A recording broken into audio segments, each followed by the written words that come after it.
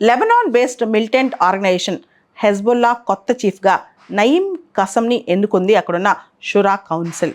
Hezbollah chief అంటే అక్కడ ఇంతకుముందు మిడిల్ ఈస్ట్లో హెజ్బుల్లా అంటే వెరీ స్ట్రాంగ్ మిలిటెంట్ ఆర్గనైజేషన్ ఉన్న ఆర్గనైజేషన్లో కల్లా ఈ మధ్య కాస్త వీక్ అయింది ఇజ్రాయెల్ దాడుల వల్ల. లాస్ట్ మంత్ గత మాసంలో లెబనాన్ క్యాపిటల్ బీరట్లో ఇంతకుముందున్న చీఫ్ హసన్ నస్రల్లా అసాసినేషన్ గురయ్యారు. ఇజ్రాయెల్ వాళ్ళ ఎయిర్ స్ట్రైక్స్లో ఆయన చనిపోయారనమాట.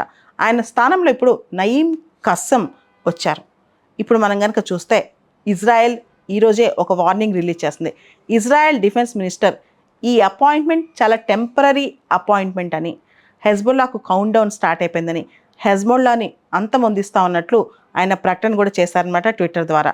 Count down has begin, it is just a temporary appointment, it's not going to last long అని చెప్పి ఆయన ప్రకటించడం జరిగింది. ఇకపోతే నయీం కసమ్ ఆయన 1982లోనే హెజ్బుల్లాలో జాయిన్ అయ్యారనమాట. మొన్న ఈ మధ్య వరకు ఆయన డెప్యూటీ చీఫ్గా కూడా పనిచేశారు. అయితే లాస్ట్ ఇయర్ అక్టోబర్లో ఎప్పుడైతే హమాస్ ఇజ్రాయెల్ని అటాక్ చేసిందో ఆ తర్వాత లెబనాన్ దగ్గర అంటే లెబనాన్ ఇజ్రాయెల్ బార్డర్ దగ్గర కూడా క్లాషెస్ మొదలయ్యాయి. హెజ్బుల్లా వాళ్ళు ఇజ్రాయెల్ పైన దాడులు స్టార్ట్ చేశారు. ముఖ్యంగా లాస్ట్ 1 మంత్ నుంచి అయితే మనం చూస్తే కనుక 1700 మంది లెబనాన్లో చనిపోయినట్లు ఈ దాడుల వల్ల తెలుస్తుంది.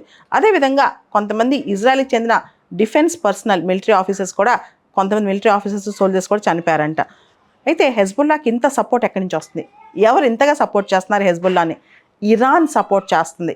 హెజ్బుల్లా ఒక షియా మిలిషియా అనమాట.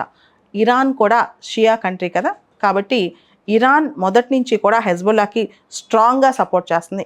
హెజ్బుల్లా ఒక స్ట్రాంగ్ నాన్ స్టేట్ యాక్టర్ అనమాట.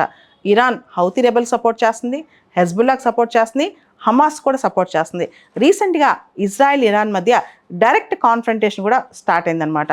సో ఇప్పుడు గత సంవత్సర కాలం నుంచి కూడా ఇజ్రాయెల్ చాలా పెద్ద మిలిటరీ క్యాంపెయిన్ స్టార్ట్ చేసింది. ఇప్పుడు హెజ్బుల్లాను కూడా టార్గెట్ చేసి హెజ్బుల్లా 2024లో ప్రత్యేకంగా మనం గమనిస్తే కనుక హెజ్బుల్లా చాలా వీక్ అయింది. గత 30-40 సంవత్సరాలతో పోల్చుకుంటే, అంటే 1980 నుంచి ఇప్పటివరకు చూసుకుంటే కనుక ఈ సంవత్సరం హెజ్బుల్లా చాలా వీక్ అయిందని చెప్పొచ్చు అనమాట.